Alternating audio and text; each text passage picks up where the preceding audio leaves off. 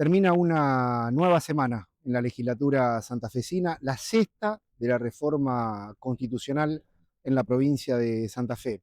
Hasta ahora han trabajado las comisiones, muchas de ellas ya han terminado su trabajo, se han dictado los dictámenes correspondientes, por lo tanto ahora pasará al trabajo de la comisión redactora, seguramente a partir del lunes de la semana que viene, un arduo trabajo en esta comisión para redactar todos los proyectos que van a ser planteados en el Pleno, seguramente a partir del mes de septiembre. Hasta el 12 de septiembre hay tiempo para aprobar todo lo que se fue discutiendo, debatiendo en los senos de las comisiones correspondientes. Hoy con un programa interesante, vamos a estar hablando con Gaby Bruno, activista por los derechos de las personas con discapacidad en la Argentina, también en una semana crucial, porque el Congreso Nacional se expidió sobre el veto del presidente de la Nación, Javier Milei, a raíz de la ley de emergencia en discapacidad. Vamos a estar hablando con convencionales, obviamente, entre ellos con Facundo Olivera, de Más para Santa Fe. Vamos a estar hablando también con Dayana Gallo Ambrosis, convencional de Unidos. Vamos a estar hablando con Karen Tepp. En las últimas horas y el pasado domingo cerraron las listas para completar la nómina de candidatos a diputados nacionales en la provincia, y Karen Tepp fue justamente la figura de la unidad dentro del justicialismo, por eso nos interesaba hablar con ellos y lo vamos a compartir con todos ustedes en esta hora que tenemos por delante del programa. Los invitamos en el Observador Santa Fe 102.5, en YouTube también nos podés ver a través de nuestro canal. Sean todos bienvenidos. Bueno, Gabriela Bruno, un gusto saludarte. El tema de la discapacidad vuelve a estar en el tapete en la Argentina, en el Congreso Nacional, pero como consecuencia también en la sociedad. ¿Cómo están viviendo ustedes estos momentos? Bueno, muchas gracias por la nota. Realmente estamos con mucha angustia, con mucha desazón, porque la investiga del Gobierno Nacional hacia el colectivo de personas con discapacidad es deshumano, es cruel, es empujarnos al abismo, es empujar al encierro nuevamente, porque con los recortes existentes y con el veto de la ley de emergencia actual, nos quedamos sin transporte para los traslados puerta a puerta. Se recortan los centros de día, los centros educativos terapéuticos, quienes viven en hogar están al borde del cierre, muchas de las instituciones, eh, todo lo que tiene que ver con kinesiología, fonoaudiología, psicopedagogía, etcétera, todas las prestaciones, terapia ocupacional, etcétera, también esto caen las docentes integradoras, digamos, es todo un avasallamiento que, lejos de llevarnos a la vida independiente, que es por lo que bregamos las personas con discapacidad en el marco de lo que plantea la Convención sobre los Derechos de las Personas con Discapacidad, nos atrinchera a modelos anteriores donde las instituciones están subsistiendo hoy por hoy con la caridad de nuevo, con bingos, rifas, con, digamos, con cuestiones que son lejanas a la garantía de derechos. Lo que necesitamos es un refuerzo de garantizar derechos existentes. Desde el año 2014, la Convención sobre los Derechos de las Personas con Discapacidad tiene jerarquía constitucional a través de la Ley 27.044, con lo cual está todo escrito. La Ley 24.901 es del año 1997, que también establece todas estas prestaciones que son necesarias para poder vivir en la sociedad las personas con discapacidad. Entonces, esta ley de emergencia que militamos, que las personas con discapacidad, las instituciones, las familias, quienes brindan los servicios de apoyo y demás, estuvimos organizados para gestarla, y sectores políticos, por supuesto, para llevarla adelante como ley, que el presidente el 4 de agosto decidió vetar. Bueno, significa cortarnos esta posibilidad de resguardo que habíamos establecido con esta ley de emergencia del sector, digamos, para poder subsistir, para que no se corten todas estas prestaciones y para que la gente no deje de trabajar en brindarnos servicios, porque no tiene, obviamente, los ingresos necesarios para subsistir. Hoy nuevamente estamos en las calles en todo el país a nivel federal para exigir a los diputados y diputadas nacionales que rechacen este veto. Necesitamos que las 2/3 partes de diputados y diputadas rechacen el veto. ¿Cómo se llega hasta este momento en un contexto nacional tan difícil? Bueno, llegamos. ¿Se lo imaginaban ustedes? No, por supuesto que no, pero bueno, como no nos imaginamos, a ver, yo como militante social y militante política, sí, el advenimiento de la ultraderecha como llegó, sí se podía vislumbrar qué traía y qué implicaba. Esto que tiene que ver con el recorte en CONICET, en universidad, en INTA, INCA, en el arte, en la cultura, en la educación, hacia el colectivo LGBTIQ+, hacia las mujeres, el recorte a jubilados, el recorte de discapacidad, a enfermos oncológicos, a personas que tienen HIV, etcétera. Digo, es una embestida del Estado tremenda, una embestida de crueldad, bajo supuesto déficit fiscal. Ujú. Bueno, nosotros no somos un gasto, las personas con discapacidad necesitamos una garantía de derechos y se requiere inversión del Estado. Justamente una sociedad que tenga todas, digo, y la democracia implica que todas las personas estemos adentro, no que haya garantía de derechos para unos y para otros no. Mm. Necesitamos todos estar adentro. Por supuesto que no nos imaginábamos que iba a ser en un año y medio este, tan cruel todo esto, pero bueno, yo me acordaba que el 20 de julio del año pasado, en el 2024, planteé en un escrito prestar atención dónde están, qué se está haciendo con los fondos que ya estaban destinados para personas con discapacidad. Porque esto no es que estamos pidiendo algo extra y lo que digo, ya está estipulado los fondos para discapacidad. Se están metiendo con una caja todo lo que tiene que ver con el programa Incluir Salud, todo lo que tiene que ver con pensiones nacionales. De hecho, antes de comenzar las auditorías de las pensiones ya sabían cuántas iban a recortar, lo cual es ilógico si recién estoy haciendo una auditoría. ¿Cómo voy a saber el resultado al comienzo? Claramente hay un propósito que es financiero y económico y no de cara al pueblo y de cara a las necesidades.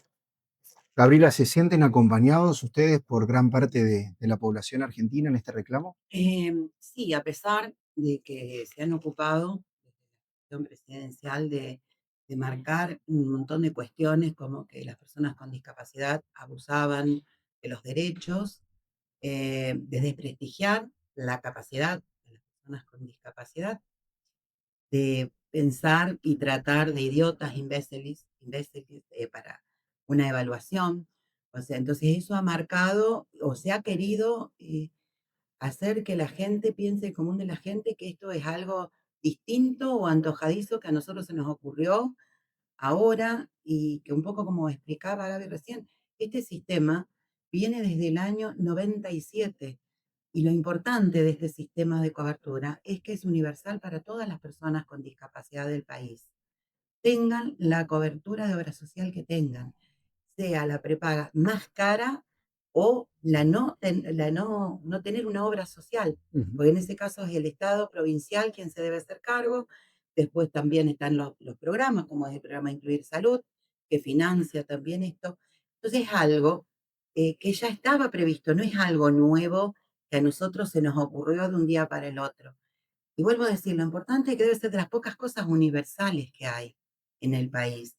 Entonces, que se esté queriendo desarmar este sistema, un sistema que costó un montón, un sistema que está regido por marcos básicos, no es que, por ejemplo, los centros de día hacen lo que se les ocurre. Los centros de día están habilitados, están categorizados por juntas evaluadoras provinciales que a su vez rinden a nación. Entonces no es que cada uno libremente hace lo que quiera. O sea, acá está todo estipulado y vuelvo a decir, esto está todo legislado. La ley de emergencia en discapacidad viene a hacer que se cumplan esas leyes. Por eso nos parece tan extraño que el presidente haya vetado una ley que viene a hacer cubrir o que se cumplan las leyes. Ujú. Por eso es tan importante que los diputados que en su momento votaron positivamente, porque debemos recordar que esta ley ya fue aprobada por diputados y senadores y que al ser vetada vuelve a la Cámara de Origen, voten, si votaron favorables, que vuelvan a hacerlo, y si votaron de manera negativa, hayan tenido tiempo desde el mes de julio hasta hoy a reflexionar Mm. realmente si acá estamos hablando de derechos, no de plata. ¿Hoy existe algún tipo de canal de diálogo con el gobierno o dependen exclusivamente de lo que se haga en el Congreso Nacional? Oh, no, como te imaginarás, es imposible pensar impensado un canal de diálogo con el gobierno cuando eh, yo, más allá de presidir la UNDIFE, que es una unión de entidades de y para personas con discapacidad, donde tenemos 47 organizaciones de la provincia, soy mamá de una persona con discapacidad. Entonces, imagínate cómo puede llegar a ser un diálogo cuando a tu hijo te le dijeron idiota. O sea, ya de por sí a mí tampoco me gustaría sentarme a hablar. Y obviamente todos los canales desde el inicio de las gestiones estuvieron totalmente cerrados a cualquier tipo de diálogo en general con las personas con discapacidad y en general con las organizaciones. Ujú. ¿Hoy hay alguna estimación de cuántas personas se ven afectadas justamente por esta situación? No, yo no manejo números exactos porque, bueno, el resultado de las auditorías es bastante cercenado Extraño. Sí. sí, es un número que no está ajustado a realidad. Sí que todos los concurrentes y las concurrentes de centros de día, centro educativo terapéutico, eh, quienes requieren del transporte puerta a puerta, quienes requieren de docentes integradores, quienes requieren de terapias que no tienen que ver exclusivamente con las instituciones, sino esto que hablábamos de terapia ocupacional, kinesiología, fonoaudiología, etcétera. Somos muchísimas las personas. La contabilidad puede estar dada de acuerdo a los certificados únicos de discapacidad otorgados, que bueno, representamos más o menos un 12% a nivel nacional de personas con Es mucha discapacidad. gente que está en Sí, vilo claro. por esta medida del gobierno, ¿no? Yo tengo un conteo un poquito más preciso con lo que tiene que ver con las prestaciones de apoyo brindadas a través de los centros de día educativos. No olvidemos que están los hogares de alojamiento permanente, que están en riesgo de cierre y no se sabe qué va a pasar con esas personas que viven ahí y que en muchos casos o en la mayoría son la única instancia y posibilidad de vivienda y hasta en muchos casos de tener una familia. Nosotros dentro de las 47 organizaciones e instituciones del Wendife tenemos contabilizados 1.480 personas con discapacidad que necesitan de estos apoyos y un dato que no es menor, trabajan cerca de 1.000 personas. O sea que acá no es solo el riesgo para las personas que necesitan de estos apoyos, sino que va a haber una cantidad importantísima de personas que tienen en riesgo su fuente de trabajo. Muchas gracias a ambas por la entrevista, ¿eh? No, No, Muy por a favor, amable. ustedes, por favor, gracias. gracias a ustedes.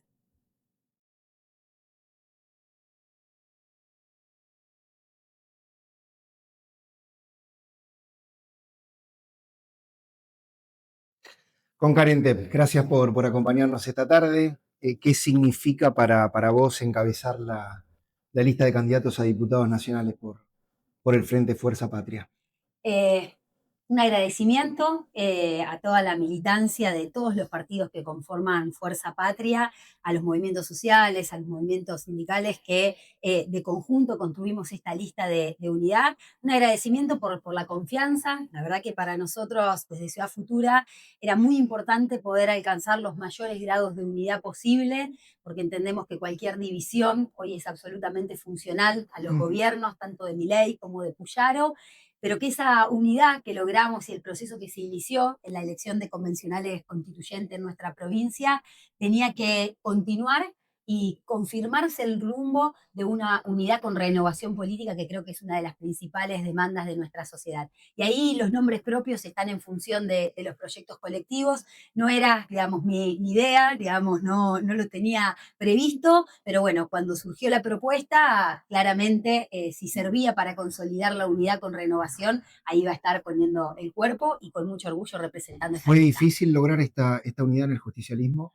Fue difícil, pero yo reconozco que hubo una madurez política muy grande, incluso de aquellos sectores que no están integrando la lista, pero que la acompañan, que entienden que en estos momentos que estamos viviendo, donde tenemos una realidad que la mayoría de las familias hoy están alquilando, el 50% de sus ingresos se destina a sostener un alquiler, donde cada vez más las familias tienen que recurrir al endeudamiento por la tarjeta de crédito para comprar alimentos, algo tan básico como eso. Bueno, en este contexto de angustia total en el que están viviendo gran parte de nuestra sociedad, y que siente también de que se da vuelta y no encuentra un espacio que la defienda, que la represente, bueno, era indispensable que desde la dirigencia política y sin el mecanismo de las pasos podamos consolidar una fuerza que salga a conectar con esa desesperación que hoy tiene amplios sectores de nuestra sociedad para comprometernos en la defensa de sus derechos, pero además comprometernos en la construcción de un proyecto alternativo a mediano plazo. En este contexto tan negativo es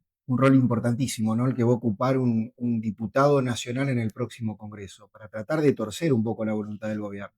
Sí, fijémonos lo que está pasando hoy mismo en el Congreso Nacional, ¿no? Una sesión que está convocada para poder tumbar los vetos del gobierno de Milei respecto a lo que fue la sanción de leyes fundamentales, como el aumento a las jubilaciones, la moratoria, la ley de emergencia en discapacidad.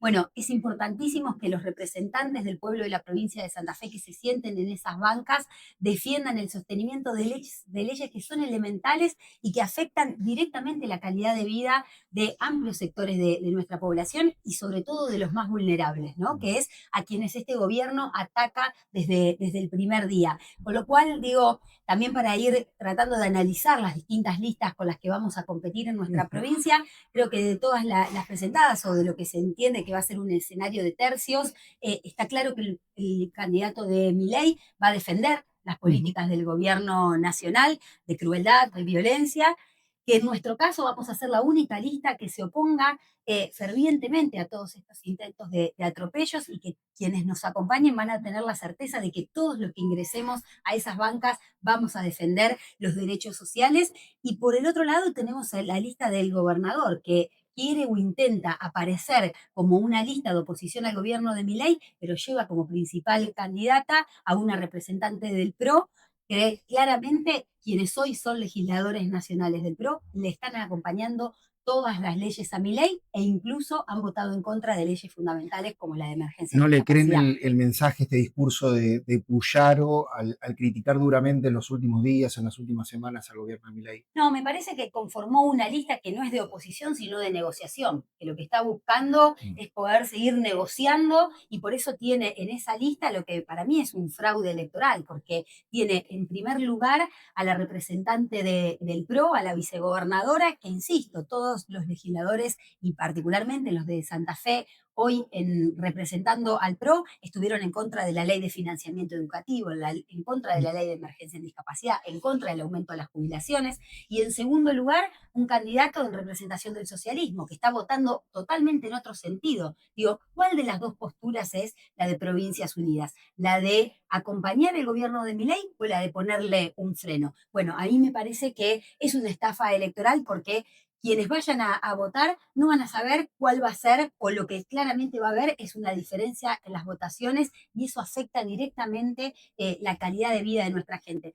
Llevamos un año y medio de los gobiernos, ¿no? Y uno no lo ha escuchado al gobernador Puyaro oponerse o criticar seriamente al gobierno de Milei. De hecho, ha pedido a muchos de sus diputados acompañarlos en leyes que para el gobierno nacional han sido fundamentales. Pero además no ha levantado la voz cuando nos han quitado los subsidios al transporte urbano de pasajeros en las grandes ciudades o cuando han abandonado las rutas de nuestra provincia poniendo en riesgo la vida de nuestra gente. Entonces, yo sin lugar a dudas creo que todo esto tiene que ver con una especulación electoral y por eso está claro que solamente la lista de Fuerza Patria es la que se plantea un freno a Milei, pero con el compromiso de la construcción de una alternativa al futuro. ¿El bajo nivel de participación de la ciudadanía en las últimas elecciones les preocupa que se pueda repetir en los próximos comicios de octubre? Mira, yo creo que en ese sentido hay dos elementos. Por un lado, creo que hay que tener en cuenta de que hay responsabilidad de los gobiernos de turno respecto de la baja participación. Pensemos lo que fueron las elecciones en nuestra provincia. No hubo comunicación oficial, no hubo campañas masivas de difusión que le informen a la ciudadanía qué se votaba, cuándo se votaba. No hubo ninguna de esas cuestiones que son centrales para movilizar el voto y para comprometer la participación de la gente en las elecciones. Y creo que eso responde a una intencionalidad política de quienes nos gobiernan de desmovilizar el voto, de desmovilizar el acto electoral, porque entienden que hay una mayoría social que está silenciada, pero que claramente está descontenta con el rumbo que está teniendo la situación en nuestro país y en nuestra provincia. Y para nosotros es uno de los desafíos principales, ir a conectar con esa desesperación, con esa angustia y también con la decepción que sienten gran parte de esos sectores, porque creo que el no haber ido a votar es una muestra más de no estoy encontrando alternativa, ¿no? Y hay un porcentaje para mí importante de ese electorado que votó a estos gobiernos, tanto nacional como provincial, que no está conforme y que lo que necesitamos ofrecerles es un camino diferente para ponerle un freno a esta situación y convocarlos para construir una alternativa de futuro clara. Por lo cual es una prioridad de nuestra fuerza, de Fuerza Patria, poder darle razones para que la gente vaya a votar el próximo 26 de octubre y que reconstruya su vínculo con la política, entendiendo que en nuestra lista puede encontrar una herramienta concreta en la cual canalizar toda esa bronca y esa angustia que hoy siente. Una última pregunta, agradeciéndote estos minutos. ¿Qué escenario electoral te imaginas para octubre? ¿Parecido a lo que fueron las últimas elecciones en la provincia? Yo creo que va a ser un escenario de tercios.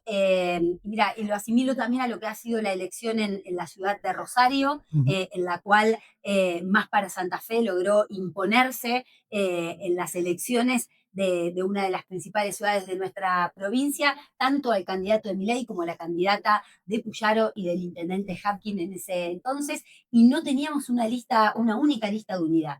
Y así todo se logró vencer electoralmente con Juan Monteverde a esos candidatos. Y si hubiésemos estado en una lista de unidad, como sí estamos ahora para las listas de diputados nacionales, hubiésemos ganado por más de 10 puntos. Me parece que esta fuerza que se armó, este grado de síntesis que logramos en la lista de Fuerza Patria, como decía antes, en unidad, porque necesitamos fuerza para poder detener lo que está pasando, pero con renovación política para que hacer una invitación a construir el futuro. Así que con mucho entusiasmo y compromiso y agradecida, pero consciente de la responsabilidad histórica que nos toca en las próximas semanas. Muchas gracias. No, Gracias por la entrevista.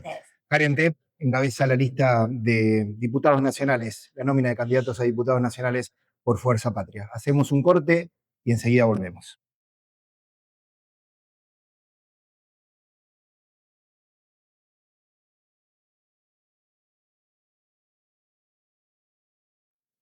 Con Diana Gallo Ambrosis, convencional constituyente de Unidos.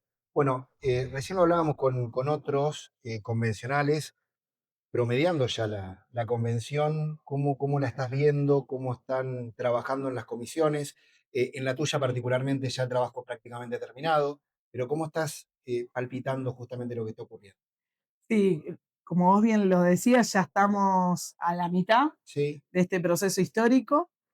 Y hoy justamente lo hablaba con algunos de los colegas acá, la importancia que tiene que a pesar de haber comenzado con mucho show, con mucho ruido para dentro de la convención, hemos entendido todos y todas quienes somos parte que es una responsabilidad enorme y un honor estar acá. Entonces, creo que esa maduración política se dio, se está llevando adelante, tiene sus matices porque cada uno tiene su historia, viene de un partido diferente, de una tradición diferente, y eso al momento de el punto y coma se ve.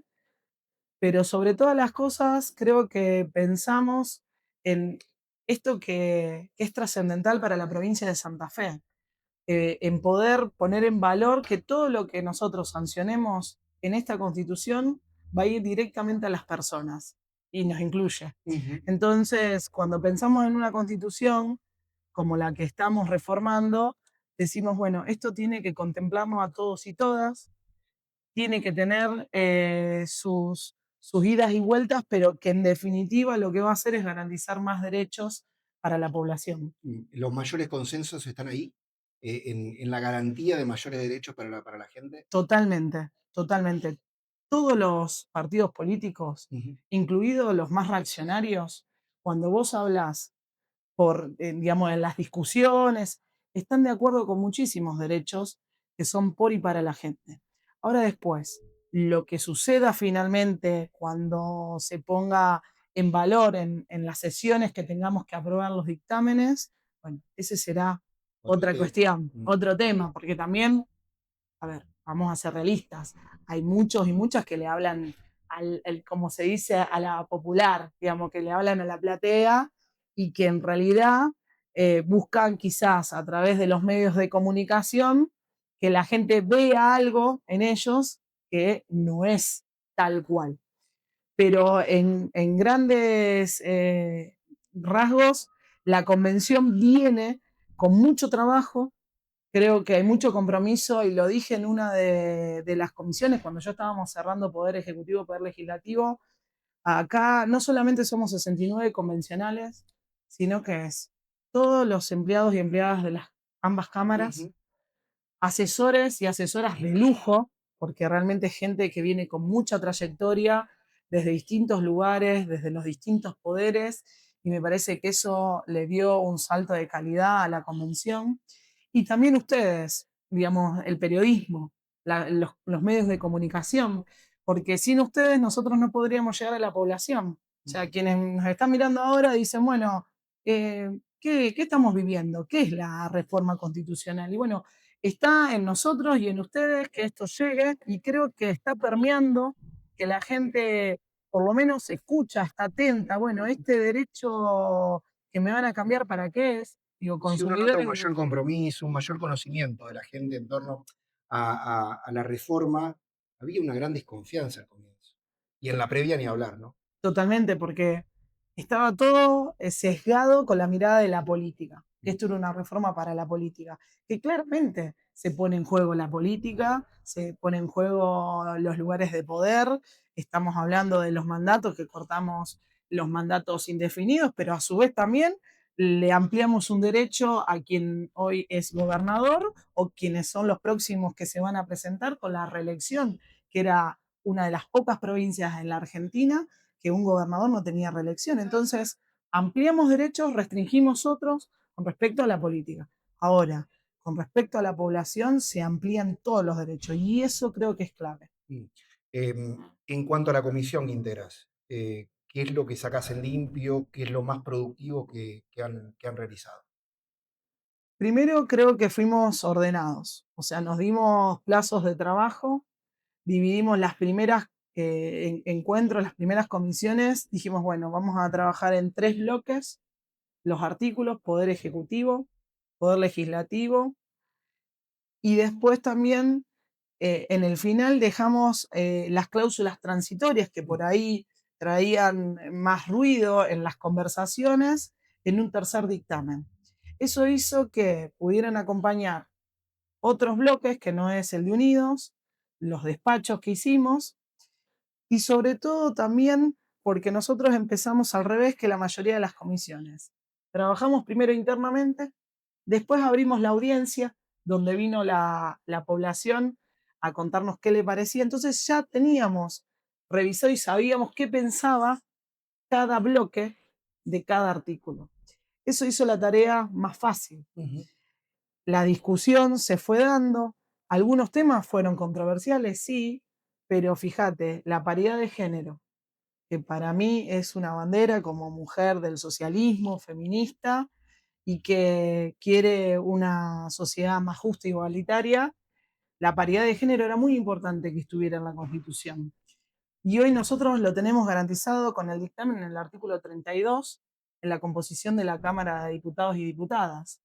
Y eso creo que es fundamental que haya sucedido, que esté nombrado, porque ya adquiere rango constitucional. Seguro. Eso me parece fundamental. Y si bien se dio un debate intenso dentro de la comisión, finalmente otros convencionales que habían planteado que no iban a acompañar la paridad la terminaron acompañando, porque entendieron que el todo era mejor que ponerse en contra por a lo mejor algunas cuestiones puntuales que no estaban de acuerdo. Creo que eso habla de una madurez política. Desde el punto de vista técnico, todo esto se vuelca a la comisión redactora y posteriormente la votación en el plenario, en el pleno. Exactamente. La comisión redactora la semana próxima va a tener una ardua labor porque tiene que armonizar todo el texto con todos los dictámenes que vamos a estar mandando a las comisiones, para luego mandar un único dictamen al Pleno, y sí estaremos aprobando, entiendo, en general, y después en particular, que eso lo iremos charlando también en la labor parlamentaria, cómo lo vamos a hacer. Yo creo que ahí va a haber oportunidad de poner cada una de las posiciones, que me parece que son todas válidas porque cada uno trae un recorrido, una trayectoria. Y obviamente, vuelvo a repetir, somos 69 que representamos a la población, primero porque quienes nos votaron nos pusieron en ese lugar, pero después que tenemos tradiciones políticas diferentes, inclusive hasta dentro del mismo seno de Unidos, somos muchos partidos políticos, sí, claro. y hemos hecho un esfuerzo muy importante para poder llegar a una síntesis. Cuando vos haces política y entendés que la política es una herramienta de transformación, muchas veces tenés que poner en valor, bueno, ¿cuáles son esas coincidencias que tienen que estar para garantizar los derechos de la población? Bueno, en eso centrémonos. Y las diferencias, por más que tengamos matices, que no nos guste del todo, bueno, a veces hay que ceder para el bien común. Y creo que eso es importante y se refleja y se va a reflejar el 12 de septiembre cuando tengamos la nueva constitución de la provincia de Santa Fe, que va a ser de las más innovadoras, más garantistas que va a tener la República Argentina. Muchas gracias. No, Gracias por gracias a vos. acompañarnos. Dayana Gallo Ambrosi, Convencional Constituyentes por Unidos. Hacemos una breve pausa y enseguida volvemos.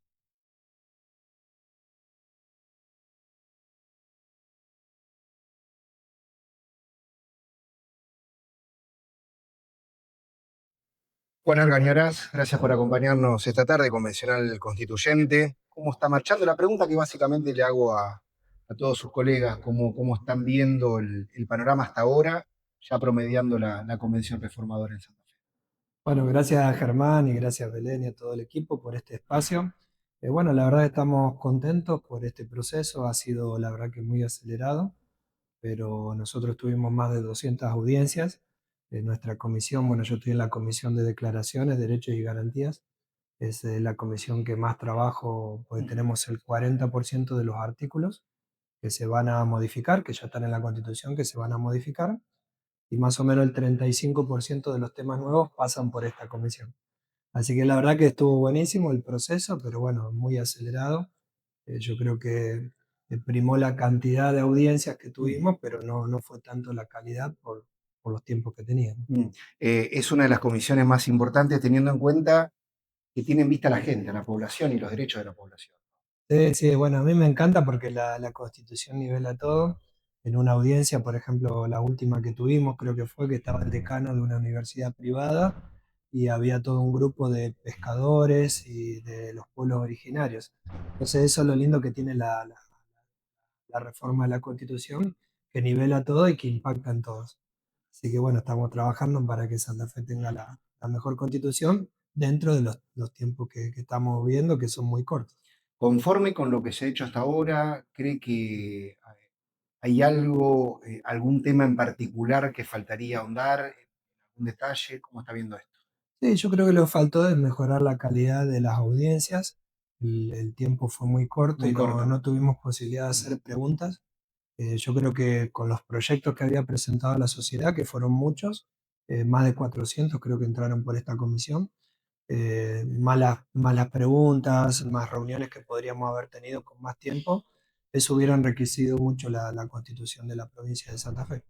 Pero bueno, como te decía antes, estamos trabajando con todo el esfuerzo, todo el entusiasmo. Ahora ya estamos en los dictámenes finales para que la comisión redactora la semana que viene ya los tome y por así decirlo salga la nueva constitución. Después vamos a tener que votar, pero ya posiblemente ya salga la nueva constitución. Generalmente los grupos mayoritarios, los espacios políticos mayoritarios imponen su parecer, ¿no? Y su postura.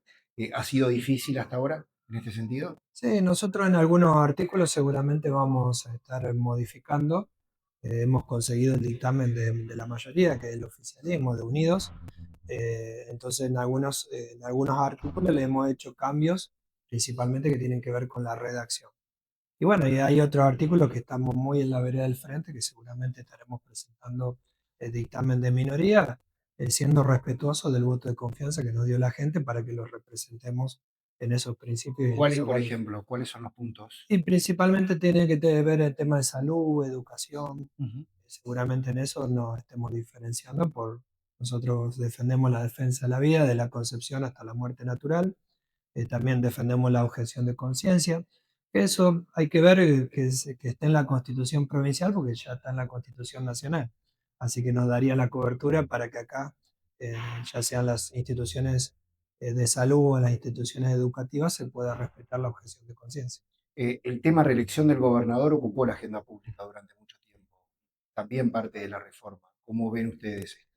Sí, yo creo ahí, Germán, que en la mayoría donde se hicieron reformas de la Constitución, el actual gobernador se hizo a un lado. Hubiera sido una buena muestra de parte el gobernador Maximiliano Puyaro, hacerse a un lado del proceso para que la reforma de la Constitución no pierda todo su brillo, por así decirlo. Ujú. Fue uno de los temas, por supuesto, más importantes que se va a debatir. Bueno, después se tiene que votar, pero aparentemente ya salió el dictamen de la comisión que trata ese tema. Nosotros siempre pregonábamos, cuando uno va a las diferentes reformas constitucionales que se hicieron, la mayoría de los gobernadores en ese momento se abstuvieron, dijeron, este artículo comienza a partir del 2031, entonces le saca todo lo que es la especulación política. Pero bueno, no ha pasado aquí en la provincia de Santa Fe y seguramente hoy por hoy creo que tienen los votos como para sacarlo. Después del 12 de septiembre, ¿cree usted que vamos a tener los santafesinos una mejor constitución en la provincia? Sí, nosotros, por ejemplo, en la comisión donde estamos agregando temas nuevos como derechos digitales. Hay muchos, yo creo que también se hizo una falsa expectativa, porque había instituciones o ciudadanos que nos acercaban a veces 5 artículos. Entonces vos no podés agregar tantos artículos porque tenés que poner principios generales. Entonces con muchas de esas instituciones fuimos hablando para que nos pasen en un solo artículo, 2 artículos. Yo creo que hay que hacer ese trabajo de explicarle ahora a la sociedad también que no todo lo que nos pusieron en los proyectos va a poder ser plasmado en la Constitución. Por ejemplo, este tema de derechos digitales, algo tan importante como la inteligencia artificial, telemedicina, cibercrimen, ciberdelito, a lo mejor esos temas van por otro leyes lado, claro, apartes, van por leyes que nos permiten ser más explícitos y poner muchos más temas ahí en una ley. Yo, por ejemplo, ahora estoy armando una de inteligencia artificial. Claro, todo lo que tiene que ver con varios puntos como estos, incluso hablábamos con otros, con sus colegas y nos decían el tema educativo también, van a ir por leyes aparte a lo que es la convención. Claro, bueno, la Santa Fe falta la ley de educación, bueno, así que seguramente se comenzará a debatir en el próximo, o este periodo o el próximo, hay varios proyectos ya presentados. Nosotros siempre pregonamos los valores que, como te decía antes, son la defensa de la vida, la concepción hasta la muerte natural, la defensa de la familia, la propiedad privada y la libertad con responsabilidad. Esos son nuestros 4 pilares y son nuestros no negociables. Quedaron en minoría sobre este tema en particular. Sí, depende. Hay algunos convencionales que están en diferentes bloques que son mayoritarios, que Que han tienen, votado con ustedes claro, esta idea. bueno, ahora vamos a comenzar a votar y ahí te voy a decir un poquito mejor cómo está el panorama, pero seguramente cuando tratemos temas de educación y salud, que son temas que más nos preocupan a nosotros y nos ocupan, ahí vamos a ver cuántos votos tiene cada uno. Juan, gracias por acompañarnos esta Gracias a vos, tarde. Germán. Juan Argañarás, convencional constituyente. Hacemos una breve pausa y enseguida volvemos.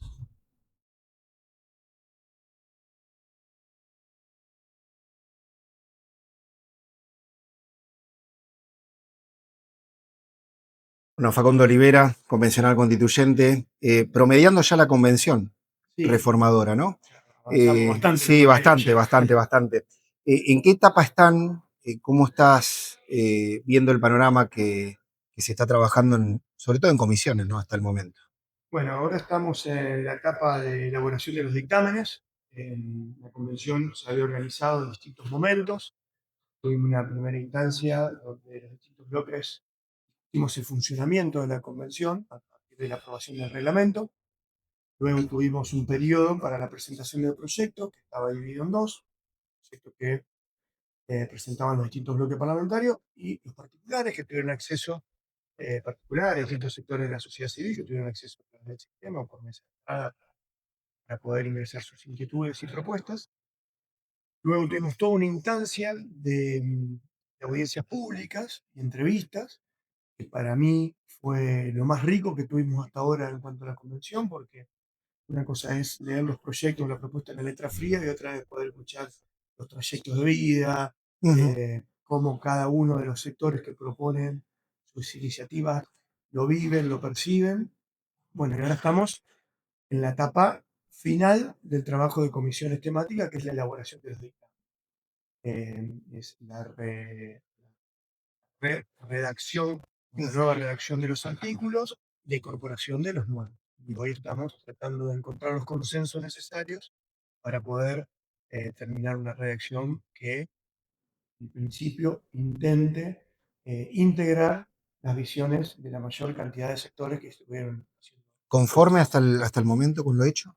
Relativamente conforme, sobre todo por el manejo de los tiempos. Ustedes recordarán, tanto el bloque de Más para Santa Fe, que yo integro, como los distintos bloques que tienen representación parlamentaria, al inicio de la sesión manifestamos al gobernador de la provincia eh, que creíamos que lo más conveniente para la fecha de convocatoria a la convención hubiese sido bueno que sea en el año 2026. Digamos que todo este año podríamos haber trabajado y profundizado mucho más eh, los vínculos con la sociedad, haber podido llevar a distintos departamentos de la provincia, a distintas ciudades de la provincia la discusión y haber evitado, de alguna manera, que la discusión de la convención a su vez estuviese atravesado por otras situaciones, como por ejemplo definiciones electorales que se están dando en este momento, que se dieron la semana pasada, procesos electorales, como fue las generales de provincia y ahora que inicia el proceso electoral de la nacional, porque entendíamos que la convención, por la importancia institucional que tiene, tenía que tener su momento, su tiempo propio. Bueno, eso no se dio y, como vimos, todos los tiempos fueron muy acotados. Eso es lo que creo que es lo que menos me gusta, lo que menos cierra. Y después hay temas en los que estamos encontrando consenso y otros que estamos un poco lejos, pero seguimos con las instancias de diálogo abiertas porque el proceso todavía está. El tema de autonomías municipales, ahí está el mayor disenso, se podría decir. El tema de autonomías municipales no es una comisión que yo integre, pero sí entiendo que ahí hay visiones bastante alejadas, no solamente entre nosotros y el oficialismo, sino las percepciones que hay dentro de cada uno de los bloques. Incluso al interior de los bloques, sé que muchas veces también hay opiniones divididas. Nosotros tenemos una idea clara, creemos que la Constitución de la provincia de Santa Fe tiene que ayornarse a la Constitución Nacional del 94 y garantizar la autonomía plena de todos los municipios. Cuando digo municipios, son municipios. Ahora bien, con la posibilidad de que, en virtud de esa autonomía, puedan definir si es una autonomía plena, si toman solo algunos de los servicios o de las responsabilidades que hoy tiene el Estado provincial, o si se siguen rigiendo por una ley especial del municipio de comuna o el nombre que tenga, pero sí esa potestad de tener una independencia total, una autonomía total a la hora de tomar esas decisiones. El tema reelección del gobernador, ¿qué página ocupó justamente en esta convención? Bueno, la reelección del gobernador trascendió todo el proceso. Digo, nosotros siempre planteamos, creímos que gran parte de esta iniciativa reformadora tiene que ver con garantizar, el oficialismo poder garantizar la reelección. Durante toda la previa, en el proceso electoral estuvo involucrado ese tema, durante toda la preparatoria estuvo, y hoy, durante toda la convención, también es un tema que está vigente y que no escapa a las discusiones permanentes. Nosotros, desde el bloque Más para Santa Fe, estamos de acuerdo con que la institución del gobernador tenga un periodo electoral. Hoy solo son 2 provincias en la Argentina en las que el gobernador no tiene la posibilidad de reelegirse. Y después, bueno, está la discusión al interior de los bloques de acompañar o no acompañar, según la perspectiva, la visión que cada uno tiene, la reelección del actual gobernador, que es un tema aparte, que se trata a través de una cláusula distinta, que es una cláusula transitoria, que lo habilitaría o no a participar del próximo periodo electoral. El mayor consenso entre todas las partes, los espacios políticos, más allá de las diferencias partidarias, ¿dónde se ha dado? ¿Dónde se ha reflejado? Yo creo que se está dando, o tengo expectativa que se dé en la Comisión de Relaciones, Derechos y Garantías. Yo me ordeno en la cabeza el proceso de reforma de esta manera. La reforma está organizada, la convención está organizada en 8 comisiones. 3 son de funcionamiento, que hacen el funcionamiento ordinario de la convención. Y hay 5 que son temáticas. De esas 5, hay 4 que trabajan de alguna manera sobre los redimensionamientos del poder, o tienen que ver con la discusión sobre la nueva institucionalidad de la provincia. Entonces vos tenés poder legislativo y poder ejecutivo en una comisión, poder judicial en otra comisión, funcionamiento del Estado en otra comisión, y autonomía municipal o régimen municipal en otra comisión. Hay una sola, que es estrictamente la Comisión de la Gente, que es la Declaración de Derecho y Garantía. Es donde todos aquellos temas o sectores que estuvieron invisibilizados, no estuvieron presentes de la Constitución del 62 al momento, tienen la posibilidad de incorporarse. Y ahí yo creo que se van a encontrar los mayores consensos. Es muy difícil pensar que esta convención no deje abierto un artículo al cuidado del medio ambiente, o que no empecemos a pensar en términos del derecho al agua, o que no incorporemos los distintos colectivos que hasta ahora no estuvieron presentes, el colectivo de la diversidad, las medidas de acción positiva para garantizar la paridad, los pueblos originarios. Entonces son temas que yo entiendo que ahí podemos tener algunas discusiones en cuanto a la redacción, pero no en cuanto al fondo, no en cuanto al contenido, porque claramente yo siempre digo que para mí la Constitución del 2025 es la Constitución de la visibilización o de la integración de todos esos sectores que hasta ahora no estuvieron contemplados. Se han escuchado a todos, o prácticamente a todos, ¿no? Hemos escuchado a todos, dentro de los 700 y pico de proyectos que recibió la convención, la Comisión de Declaraciones de Derechos y Garantía tuvo más de 400, y en las audiencias recibimos todos los que, bueno, en principio habían pedido ser escuchados, y la verdad que fue fenomenal, ¿no? Poder haber escuchado los testimonios de vida, las historias de cada uno de esos colectivos, la necesidad de ser visibilizado, porque está claro que lo que no está visibilizado después no tiene lugar en la legislación. Entonces ese pedido de ser reconocido en esta Constitución, a mí fue algo que me llamó la atención y me movilizó internamente, porque claramente esta Constitución tiene que garantizar que estén ahí, que estén visibilizados, integrados. Me parece que es el desafío. Facundo, gracias por acompañarnos. No, gracias a ustedes. Facundo Olivera, Convencional Constituyente Más para Santa Fe. Hacemos una breve pausa y enseguida volvemos. Y esto ha sido todo por hoy en este nuevo programa desde la legislatura santafesina, contándoles un poco lo que está ocurriendo en la convención reformadora en la provincia de Santa Fe, un programa prácticamente de una hora, como siempre, todos los viernes de 15 a 16, estamos llegando a ese horario. El agradecimiento por acompañarnos y la invitación para que nos sigan a través de nuestras redes sociales, a través de nuestro Instagram, El Observador Santa Fe, a través de nuestro canal de YouTube, El Observador Santa Fe, y en nuestro dial, ya conocido por todos ustedes, 102.5. Nos volveremos a encontrar seguramente la próxima semana, el próximo viernes, a partir de las 3 de la tarde. Muchas gracias.